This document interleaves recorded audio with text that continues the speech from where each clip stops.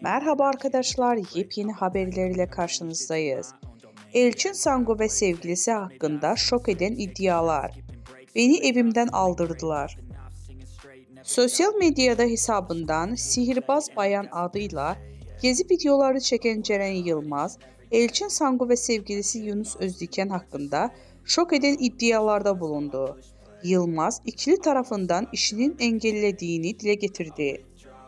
24 yaşında kendi başına bir şey yapmak istiyorum diyen Ceren Yılmaz, ikili tarafından işlerinin engellediğini söyledi.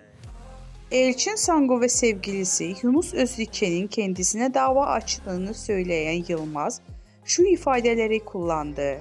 Görüntü davasıyla ilgili bana bir kağıt geldi.